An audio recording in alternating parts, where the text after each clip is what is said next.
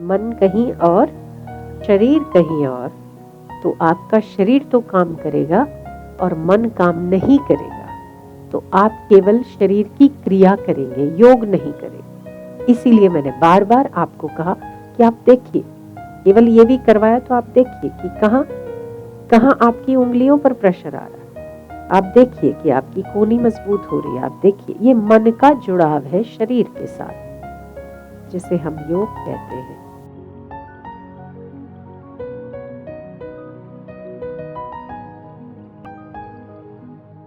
योग सिद्ध होता है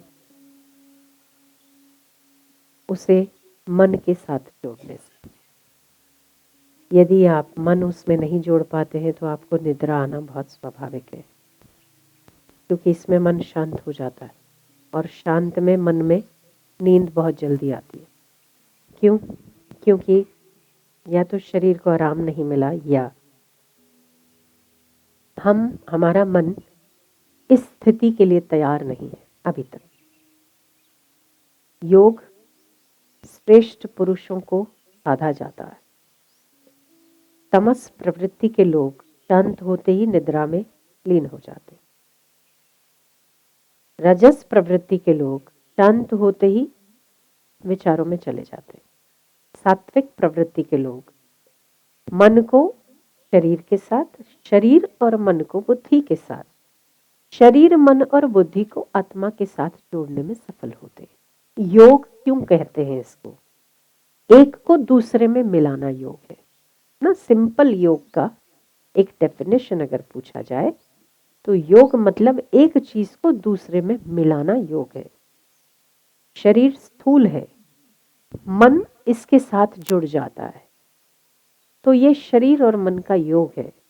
आप जो कुछ कर रहे हैं, मैंने इसमें आपको मन लगवाया कि आप उसे देखो, कहाँ तनाव हो रहा है, कहाँ खिंचाव हो रहा है, उसे आप देखो। अगर आप देखोगे नहीं तो मन कहीं और भटक रहा है और आप ये कर रहे हो, योग नहीं हो।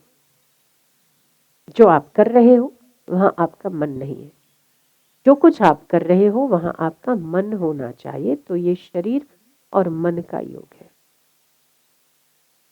जब आप मन को वहां ले जाते तो आप एक छोटे से छोटा व्यायाम भी करते, छोटे से छोटे प्राणायाम या छोटे से छोटे आसन भी करते। अगर आप मन को उसकी स्थिति से, एक एक स्थिति शरीर की जो बन रही है उसमें यदि आप मन की आंखों से देखने का अभ्यास करते हैं तो आपके वो शरीर के हर मूवमेंट्स को जो देख रहा है मन, वो ज्यादा प्रभावी और ज्यादा रिजल्ट्स देने वाला होता है। मन कहीं और, शरीर कहीं और, तो आपका शरीर तो काम करेगा और मन काम नहीं करेगा। तो आप केवल शरीर की क्रिया करेंगे, योग नहीं करेंगे। केवल क्रिया हो रही है, मन कहीं और जा रहा है। इसीलिए मैंने बार बार आपको कहा कि आप देखिए, केवल ये भी करवाया तो आप देखिए कि कहाँ कहाँ आपकी उंगलियों पर प्रेशर आ रहा है।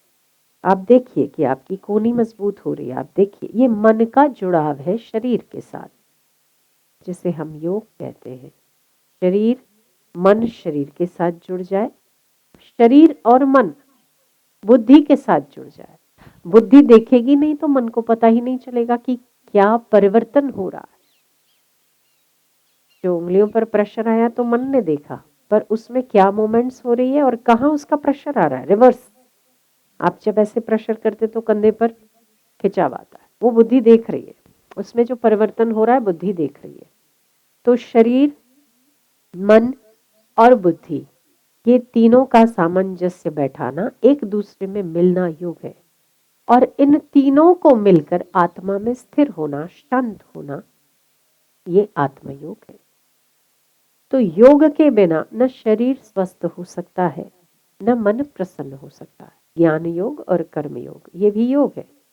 इसे साधना ही आत्म उन्नति का मार्ग है। तो आप अपने घर में अपने शरीर मन बुद्धि की एकता के लिए योग साधने के लिए पौने घंटे से 1 घंटे तक दे सकते हैं।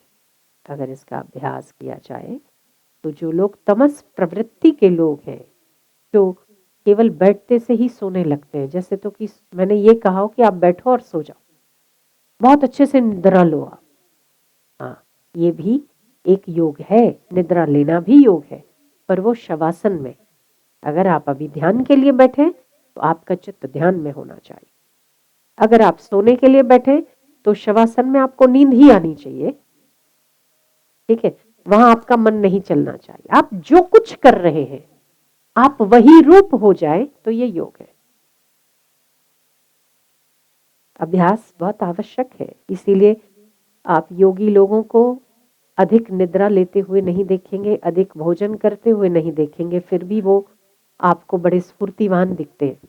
नींद कम होने की वजह से वो ऐसे स्ट्रेसफुल नहीं रहते, क्योंकि वो शरीर मन और बुद्धि को कुछ देर के लिए भी सही साध लेते हैं, योग कर लेते हैं। तो उनकी वो जो डेफिशिएंसी है किसी नींद की, या थकान है, या आराम का अभाव है, वो उस चीज से ग्रहण कर लेते। तो हमें योग साधना है, हम साधना के पथिक हैं, तो हमें योग तमस से रजस में, रजस से सात्विकता में आना है। इससे आपकी इंद्रियां जो जहां तहां बिखरी हुई और जहां तहां बहती हुई है, वो भी इंद्रियों की सारी ऊर्जा आपके मन में, मन की सारी ऊर्जा बुद्धि में, और बुद्धि की सारी ऊर्जा आत्मा को जानने में लग जाए।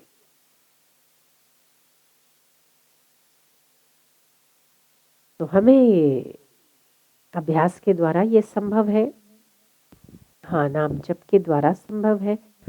हम जितना जितना सात्विकता को प्राप्त करते हैं उतना उतना इंद्रियों से ग्रहण करने वाली वस्तुएं हमसे छूटने लगती है, जो कि एक पहला स्टेप है। भोजन कम, भजन ज्यादा, भोग कम, योग ज्यादा। अगर हम ये नहीं साध सकते हैं तो हम इंद्रियों को अपने नियंत्रण में नहीं ला पाएंगे। योग उसी का सत्ता है जिसकी इंद्रियां नियंत्रण में होती है। तो पांचों इंद्रियां हैं, सुनना, देखना, स्पर्श करना, ये सारी इंद्रियां आपके नियंत्रण में आ सकती है योग के द्वारा।